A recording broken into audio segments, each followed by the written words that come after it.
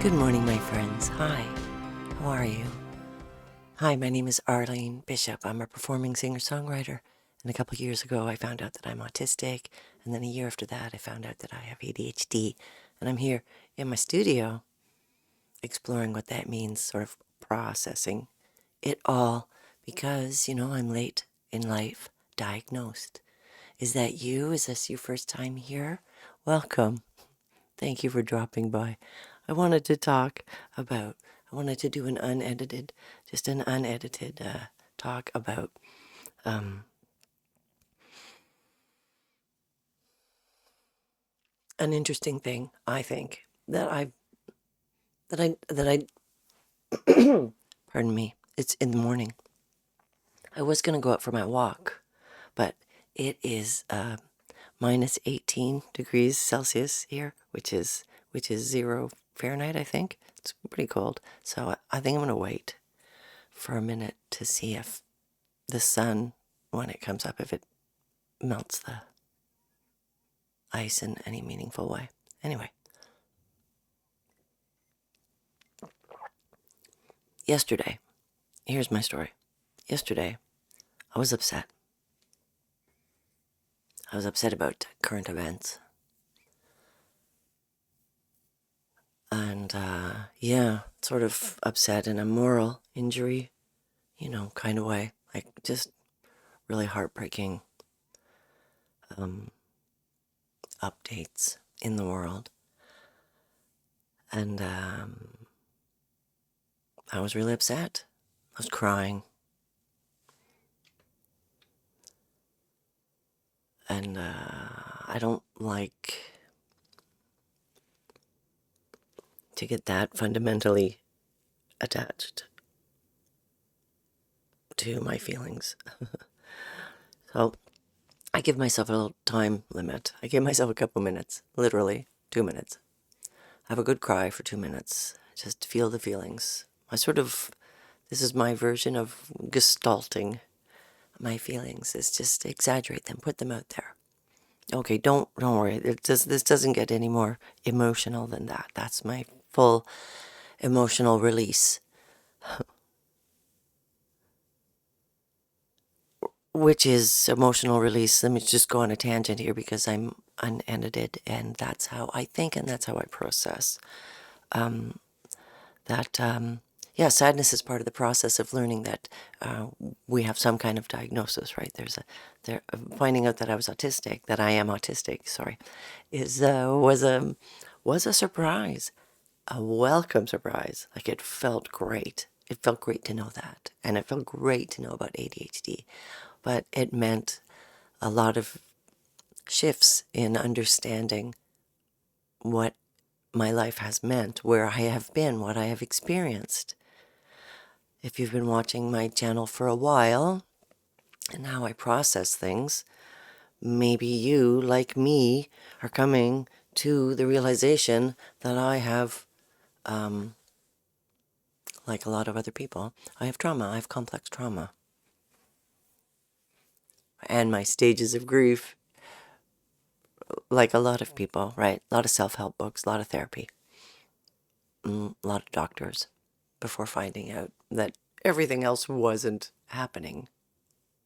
My neurology is what was happening. My neurology, is that right? My neurological, the way I'm built physically in my brain, which is what autism is, I gather. I'm learning. Wow, sorry, getting off track, distracted this morning. It's early morning. Everyone's still here and they're sleeping, and I don't want them to wake up. I like it in the morning when nobody's awake, when it's just me. I like my time alone. It's Sunday here, which means we'll all be here, which is nice. And it's nice. It's a lot of interacting. So I like my time alone in the morning to, I don't know, I just like my time alone, okay? I don't want to explain it. I'm autistic, okay? I don't want to have to defend it. Anyway, stages of grief, right? Denial, anger, bargaining, acceptance, depression, horror movie, Is that the next level? That's the level where I'm at. Here's the thing that I have noticed about myself is that I took on horror movies at some point in my life. They used to be too scary for me. The first time I saw Hellraiser, oh my God, I thought I was going to climb out of the theater. It was way too scary for me. And then I think maybe when I was in a burnout, yeah, I bet you it was when I was in a burnout about 20 years ago, I started watching horror movies. And yesterday, I understood why. I actually understood why.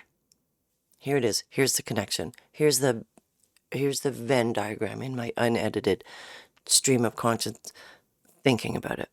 So, yesterday, very upset about current events. What am I going to do? How am I going to do? What are we? How are we? What are we? How are we? What are we? Crying, upset. Oh my God, humanity. How can people? Why are people? How do people not? What's, just breaking, heartbroken, bleeding out. Like you do like you do. And then my 2 minutes were up. Okay, 2 minutes for crying is up. Okay, well, I'm still upset. I don't want to be upset anymore. I choose to not be upset anymore. I can't be this much in pain. So I decided I'll watch something, turn something on, go to a streamer, find the first scary thing that I saw. And within 2 minutes, trigger warning, violent depiction coming up. Within 2 minutes, and this is your countdown. This is your countdown for when the trigger warning will be released, okay? Within 2 minutes, somebody had an axe in their forehead, and I was freaked out. And that freaking out that happened, you're all clear now. When that freaking out happened in me, that shock, it displaced my sadness. All I had was shock. And shock brings on the survival mechanism. The survival, and I am a survivalist, an internal survivalist, a little bit on the outside, but no, we'll talk about that another time, because no, I'm not really, except in my head, always having apocalyptic worries and making tiny little preparations, because really, when the apocalypse happens, I don't know that I'll survive. If I can be contained, I can help. But if I have to be out there doing things like running through the fields, no, I should probably just be first wave and have it over with. So I'm trying to download my consciousness here for the apocalypse. No, I'm trying to get physically fit, and I will be ready. Don't worry about it. I will be ready. I'll be ready. But I don't want it to happen. But I will watch it in a movie. Maybe because I'm preparing. Anyway, so survival instinct, to get through situations that I've had to get through, these common situations that autistics, that we have experienced through our lives, our undiagnosed lives, when this is part of the grief ladder, right, is because the people around me who were supposed to be protecting me, and they were protecting me to the best of their knowledge, they were protecting me. They had lots of gaps. They missed out because I was an autistic young child and was hiding from them what was happening to me in the world. But we'll talk about that another time, because I feel better today. I'm going to gingerly take on my news reports today. But I do need to keep abreast because I am concerned for you, and I am concerned for our world. And you take care of yourself, and I'm going to take care of myself. Thank you again for dropping by. It was good to see you. I hope you don't mind this weird chat. I mean, it's kind of early. I hope you have a good day.